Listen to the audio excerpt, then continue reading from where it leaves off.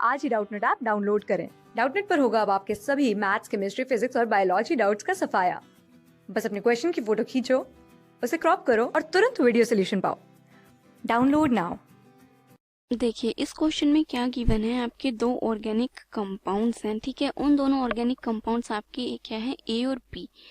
बोल रहा है कि वो कंपाउंड में इतना % कार्बन है और इतना % हाइड्रोजन है, और वो HCN के साथ रिएक्ट कर रहे हैं इन डिफरेंट मैनर्स और C और D प्रोड्यूस करते हैं।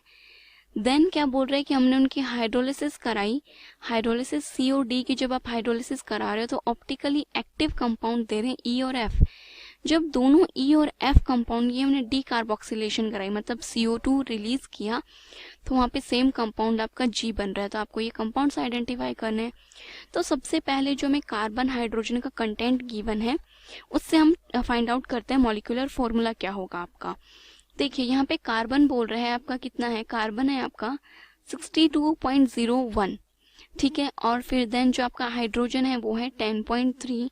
तो रिमेनिंग जो कंपाउंड बच गया वो होगा आपका ऑक्सीजन, और वो कितना है यहाँ पे आपका 27.69, ठीक है।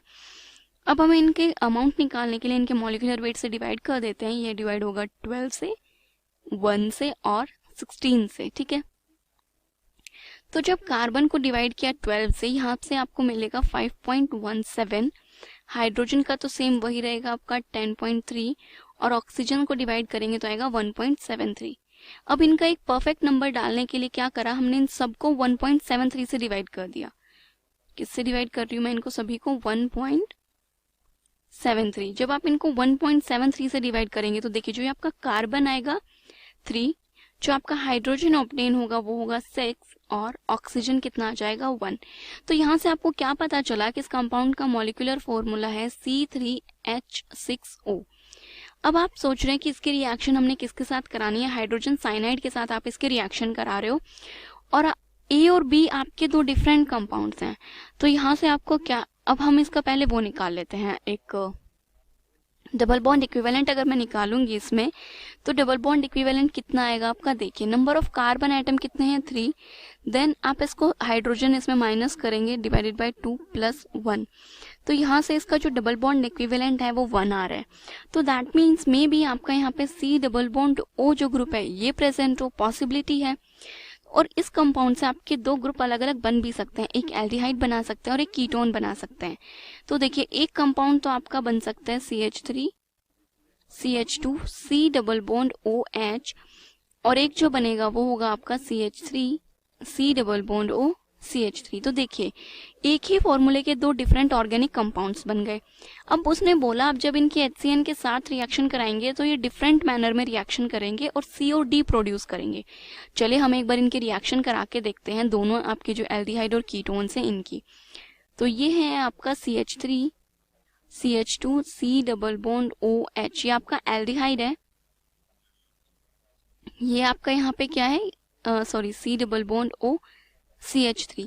अब देखते हैं क्या और भी कोई पॉसिबिलिटी है इस कंपाउंड के फॉर्मेशन की। देखिए यहाँ पे इसने सिर्फ ये बताया कि एक डबल बॉन्ड इक्विवेलेंट है, ठीक है। तो इसके अलावा एक और ये भी पॉसिबिलिटी हो सकती है कि आपका अल्कोहल ग्रुप प्रेजेंट हो, बिकॉज हमें आगे कहीं से कुछ आइडिया ही नहीं लग रहा है कि जो आपका कंपाउंड है वो क्या फॉर्म होगा, एल्डिहाइड होगा या फिर एल्डिहाइड कीटोन में से कुछ होगा। तो हम यहाँ से हमारा जो अल्कोहल फॉर्म हो सकता है वो पॉसिबिलिटी भी लेके चलते हैं, लेकिन जो आपका अल्कोहल होगा वो क्या होगा, उसमें अनसैचुरेटेड अल्कोहल होना चाहिए, राइट। तो यहाँ पे पॉसिबिलिटी है कि आपका ये कंपाउंड हो सकता है, लाइक ये हो जाएगा आपका CH2 डबल बॉन्ड CH2OH। तो ये भी आपका मॉलिक्यूलर फॉर्मूला को सेटिस्फाई कर रहा है।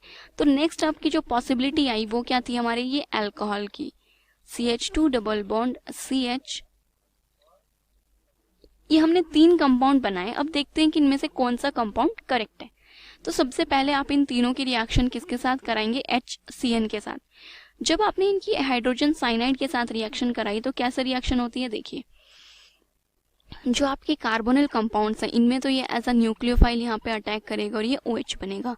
तो यहाँ पे जो आपकी रिएक्शन होगी ये तो देखिए क्या होगी, इधर है CH3 CH2 कार्बन, ये आपका एक OH ग्रुप, ये हाइड्रोजन, और ये आ गया आपका साइनाइड। सिमिलरली यहाँ पे जब रिएक्शन होगी तो ये होगा CH3 C OH CH3 और ये आ जाएगा आपका CN, ठीक है। देन बात करते हैं यहाँ पे, तो यहाँ पे आपकी जो है एक न्यूक्लियोफिलिक एडिशन रिएक्शन होगी। किस टाइप से? ये जो आपका H पॉजिटिव है ये सबसे पहले क्या करेगा, इस डबल बॉन्ड पे अटैक करेगा। अब देखिए जो यहाँ पे आपकी कार्बोकैटायन बनेगी वो स्टेबल होगी, देन साइनाइड इस पे अटैक करेगा। तो यहाँ से जो आपका कंपाउंड बनेगा वो बनेगा CH3 CH CN और ये आ गया आपका CH2OH, ठीक है। हाइड्रोजन साइनाइड के साथ हमने रिएक्शन कराई, हमारे COD कंपाउंड बने। अभी हम इन्हें कोई नाम नहीं दे रहे बिकॉज हमें इन तीनों स्ट्रक्चर्स में से नहीं पता कौन सी हमारी करेक्ट है। देन बोला जो आपके COD कंपाउंड बने आप उनकी हाइड्रोलिसिस कराइए और कंपाउंड आपके ऑप्टिकली एक्टिव कंपाउंड्स बनेंगे। चलिए अब हम इनकी एक बार हाइड्रोलिसिस करा देते हैं। जब आप इन कंपाउंड्स की क्या कराएंगे, हाइड्रोलिसिस, तो आपको पता है जब साइनाइड ग्रुप की हाइड्रोलिसिस कराते हैं तो ये किस में कन्वर्ट हो जाता है, कार्बोक्सिलिक एसिड में। तो ये है आपका C2H5COH H और ये है आपका COH, ठीक है। देन यहाँ पे क्या आएगा आपका CH3C, ये है CH3 COOH और ये OH। जब इसकी हाइड्रोलिसिस करेंगे तो यहाँ से क्या ऑब्टेन होगा आपका CH3C, ये हाइड्रोजन, ये COH और ये है आपका CH2OH। अब उसने बोला था हाइड्रोलिसिस के बाद जो आपके कंपाउंड्स बनेंगे ये कंपाउंड आपके क्या होने चाहिए, ऑप्टिकली एक्टिव। और ऑप्टिकली एक्टिव का मतलब है कि जो आपके कंपाउंड है वो क्या होना चाहिए, कायरल कार्बन होना चाहिए यहाँ पर, ठीक है।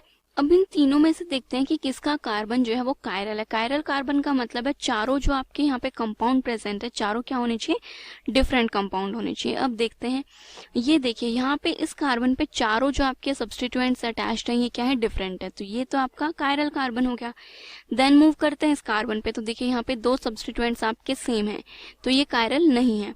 देन ये जो कार्बन है ये भी आपका कायरल है। तो मतलब कि जो आपका ये वाला कंपाउंड था ये कंपाउंड आपका करेक्ट नहीं है। जो इन्होंने हमें बोला था आपका स्टार्टिंग में A और B कंपाउंड की स्टार्टिंग क्या थी आपकी, A B and then C D बनना था।